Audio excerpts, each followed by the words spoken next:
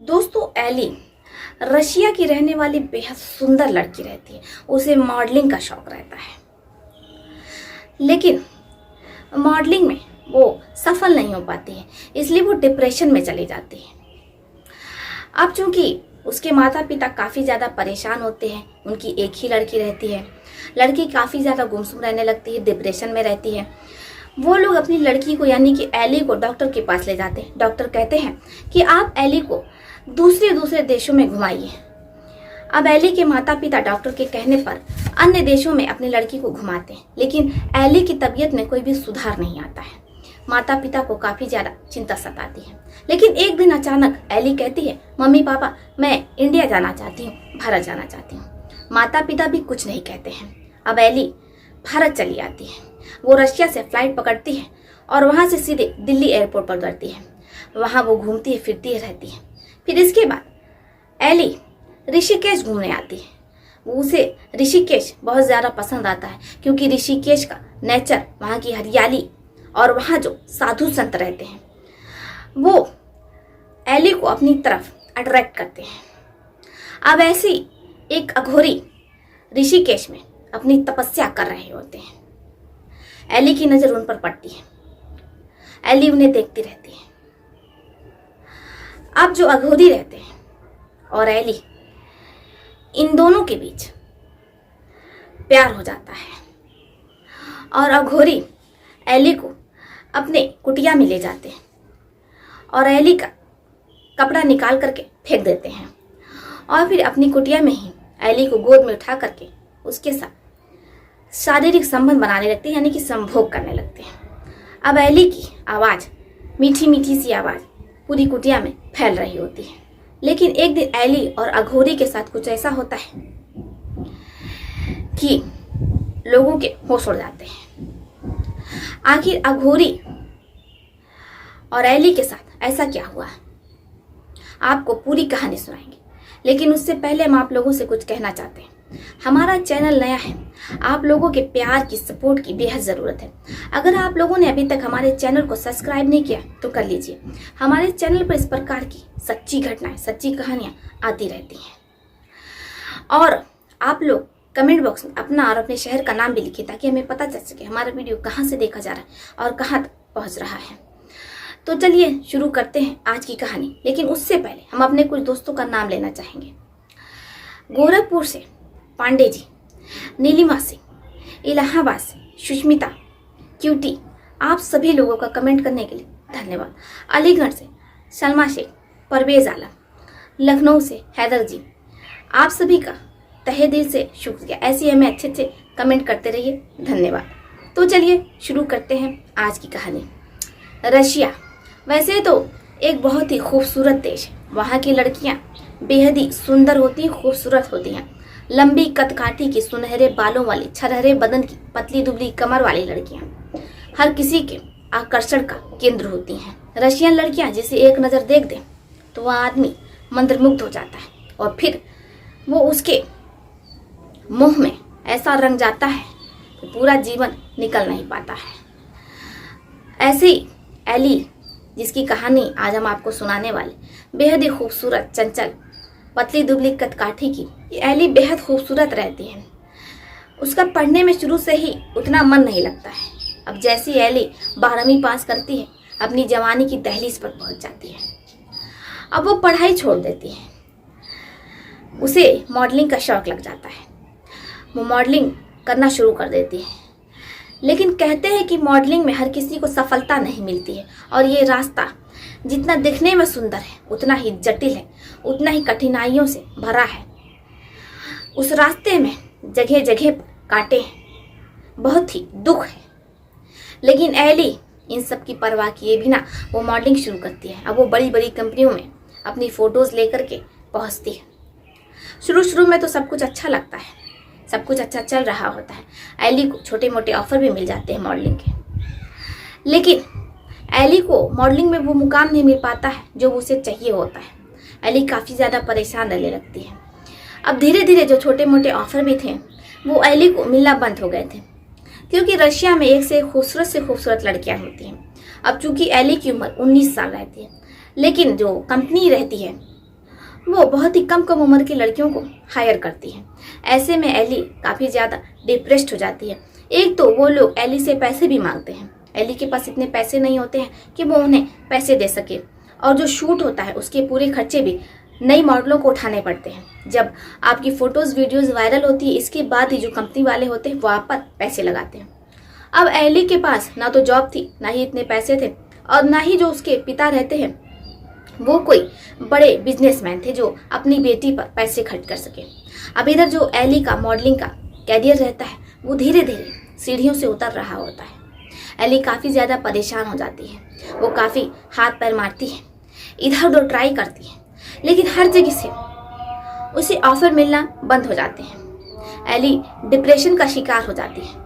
वो डिप्रेशन में रहने लगती है। ना तो किसी से बात करती, ना कुछ खाती है, ना पीती है, बस अपने कमरे में पड़ी रहती है। एली के माता पिता को अपनी बेटी की काफ़ी ज़्यादा चिंता सताने लगती है, क्योंकि वो उनकी एक ही बेटी रहती है। वो अपनी बेटी से कहते हैं, बेटा कोई बात नहीं, अगर मॉडलिंग में सफल नहीं हुई क्यों ना तुम कोई प्राइवेट जॉब कर लो। लेकिन एली कुछ भी नहीं बोलती। अब ऐसे सब कुछ चल रहा होता है। एली के माता पिता अपनी बेटी को अच्छे से अच्छे डॉक्टर को दिखाते हैं, लेकिन एली की तबीयत में कोई सुधार नहीं आता है। लेकिन एक दिन अचानक एली कहती है, मॉम डैड मैं इंडिया जाना चाहती हूँ। अब जैसी माता पिता एक नए देश का नाम सुनते हैं, नई देश, नया वेशभूषा, नई भाषा, नया खान पान, उनके होश उड़ जाते हैं। वो अपनी बेटी को साफ मना कर देते हैं, लेकिन एली जिद करती है। माता पिता कहते हैं अगर बेटी इतना जिद कर ही रही है तो उसे भेज देते हैं।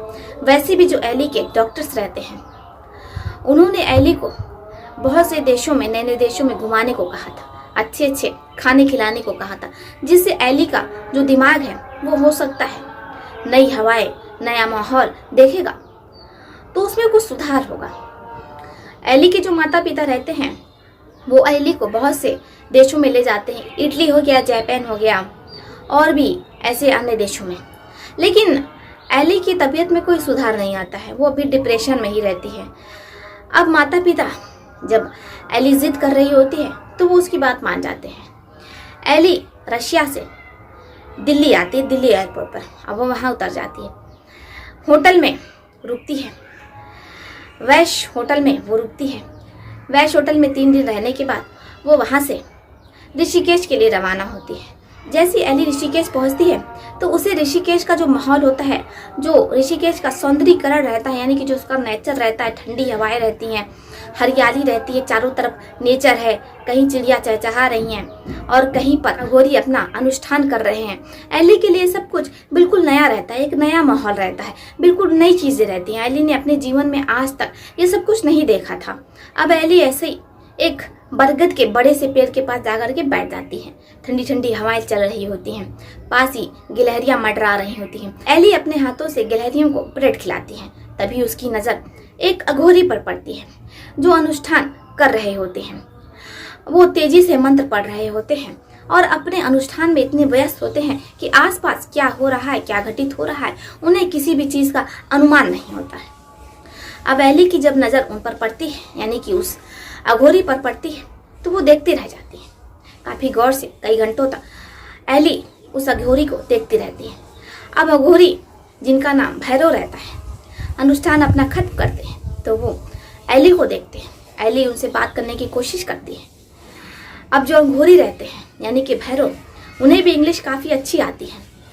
वो एली से बैठ करके बातें करने लगते हैं। अब दोनों इंग्लिश में एक दूसरे से बात कर रहे होते हैं। अब नए देश में एली एकदम भी घुल मिल जाती है, क्योंकि नए देश में उसे भाषा की कोई दिक्कत नहीं हो रही थी। यहाँ पर उसे एक अघोरी मिल जाता है जिसे इंग्लिश बहुत अच्छे से आती है और वो इंग्लिश में एक्सपर्ट होता है। अब अघोरी आधे घंटे तक उनसे बात करती है। शाम का समय हो जाता है। एली अघोरी से कहती है, ठीक है, मैं अब जा रही हूँ, कल आपसे दोबारा मिलूंगी। अघोरी कहता है, ठीक है, कल आप ज़रूर आइएगा। वहाँ से एली चली जाती है। वो अपने होटल में जाती है। अब वो नहाती है, धोती है, फ्रेश होती है, नीचे जाती है, होटल में खाना खाती है। उसे इंडियन जो भारतीय व्यंजन होता है, खाना होता है, उसे बहुत ज़्यादा पसंद आता है। एली उंगलियां चाटती रह जाती है। अब सुबह होती है। एली तुरंत अपने होटल से वहाँ पर जाती है, यानी कि जहाँ वो अघोरी अनुष्ठान कर रहे होते हैं वहाँ जाती है। फिर से वो उसी बरगद के नीचे बैठ जाती है। अब अघोरी अपने अनुष्ठान करने में काफ़ी ज़्यादा व्यस्त रहते हैं, वो उसमें एकदम विलीन रहते हैं। एली वहाँ बैठ करके सब कुछ देख रही होती है। अब ऐसे ही सब कुछ चलता रहता है। अघोरी 1 घंटे बाद जब अपना अनुष्ठान संपूर्ण करते हैं, पूरा करते हैं, फिर वो एली के पास आते हैं, बैठते हैं। अब दोनों एक दूसरे से बात करते हैं। अब दोनों में धीरे धीरे दोस्ती हो जाती है। एली उस अघोरी को दिल दे बैठती है। कब दोस्ती से वो भैरव को प्यार करने लगती है, यानी कि उस अघोरी को, ये एली को भी नहीं पता चलता है। एक दिन एली अपने दिल की बात अघोरी से कह देती है। जब अघोरी ये सुनते हैं तो एली पर काफी ज्यादा गुस्सा हो जाते हैं। कहते हैं, मैं एक अघोरी हूँ, भला मैं किसी स्त्री से प्यार कैसे कर सकता हूँ? मेरा काम केवल अनुष्ठान करना है, तपस्या करना है, मैं उसमें ही विलीन रहता हूँ। लेकिन जो एली रहती है वो काफी ज्यादा सुंदर रहती है। वो भैरव को, उस अघोरी को अपने मुंह में मोह लेती है, और ऐसा मोह लेती है कि धीरे धीरे जो अघोरी रहते हैं वो भी एली को चाहने लगते हैं। अब इसके बाद जब दोनों का प्यार परवान चढ़ता है तो पास ही अघोरी की कुटिया रहती है। वो एली को उठा करके अपने गोद अपनी कुटिया में ले जाते हैं और एली का एक एक करके पूरा कपड़ा निकाल करके अपनी कुटिया में ही फेंक देते हैं।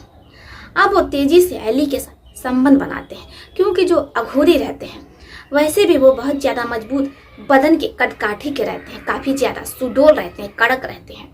अब जो एली रहती है उसने आज तक कभी भी ऐसा सुख महसूस नहीं किया था। आज तक किसी ने भी एली को ऐसा मर्दाना सुख नहीं दिया था जो उस अघोरी ने एली को दिया था। एली को काफ़ी ज़्यादा तकलीफ हो रही होती है, दर्द हो रही होती है, लेकिन चूंकि एली उस अघोरी से बहुत ज़्यादा प्यार करती है इसलिए वो उस दर्द को उस अघोरी के लिए सह रही होती है। और अघोरी के कुटिया से एली की मीठी मीठी सी आवाज़ें बाहर जा रही होती हैं। अब ऐसी सुबह से शाम हो जाती है। अघोरी और एली एक दूसरे के साथ संभोग कर रहे होते हैं।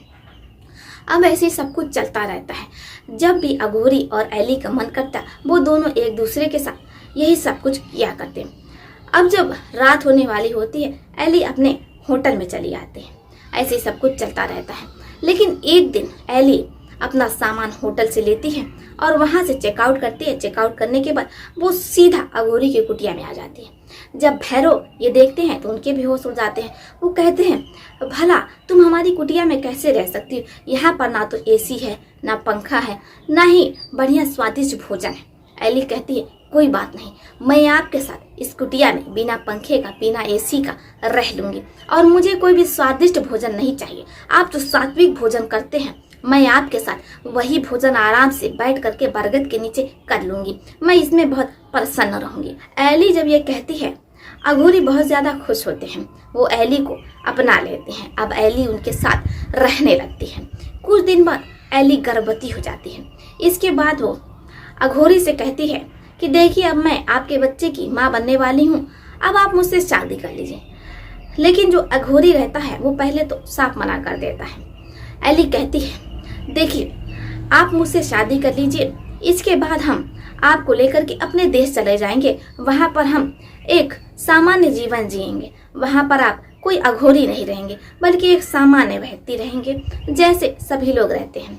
लेकिन जो अघोरी रहता है वो कहता है, मैं आपके साथ रसिया नहीं जाऊँगा। मुझे मेरा देश बहुत प्यारा है और मैं अपने देश भारत में रहना चाहता हूँ और मैं यहीं पर मुक्ति पाना चाहता हूँ। मेरा शव जलेगा तो यहीं पर जलेगा, भारत की धरती पर जलेगा, इसी भूमि पर जलेगा। अब जब एली ये सुनती है तो काफ़ी ज़्यादा परेशान हो जाती है। उसे अपने और अपने बेटे की चिंता सताने लगती है, उसके भविष्य की चिंता सताने लगती है। वो अपने माता पिता को फ़ोन करती है और कहती है, मॉम डैड, जो भैरव है वो रसिया आने से साफ मना कर रहे हैं।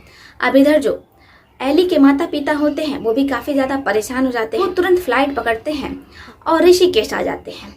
वो भी अघोरी को काफ़ी ज़्यादा समझाते हैं, लेकिन जो अघोरी रहता है वो कहता है, नहीं, मैं अपनी इसी भूमि में समाना चाहता हूँ।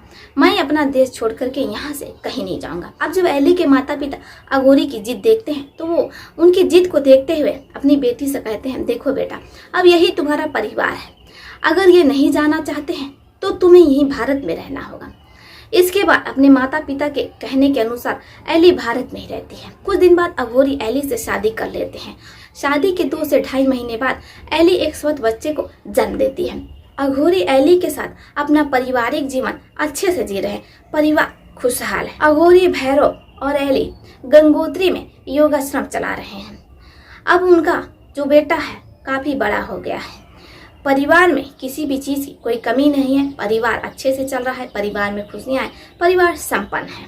दोस्तों, आशा करते हैं कि आपको ये सच्ची घटना, ये सच्ची कहानी और ये देश से प्रेम वाली कहानी बेहद पसंद आई होगी। अगर आप देश प्रेमी हैं तो इस वीडियो को ज़्यादा से ज़्यादा शेयर कीजिए। इतना शेयर कीजिए कि हमारा वीडियो वायरल हो जाए और सभी लोग अपने देश से प्यार करें। और जैसा कि इस कहानी में जो किरदार है जो अपने देश से बेइंतहा प्यार करता है, ऐसे ही सभी देशवासी, सभी व्यक्ति अपने देश से यानी कि भारत से उतना ही प्यार करें। तो आप लोग हमारी वीडियो को अपने दोस्तों में, अपने फ्रेंड्स में ज़रूर शेयर कीजिए। आपका एक शेयर हमारी वीडियो वायरल कर सकता है। तो दोस्तों, चलिए फिर चलते हैं, मिलते हैं आपसे किसी और सच्ची कहानी में, किसी और सच्ची घटना में। तब तक के लिए आप अपना और अपने परिवार का ध्यान रखिए।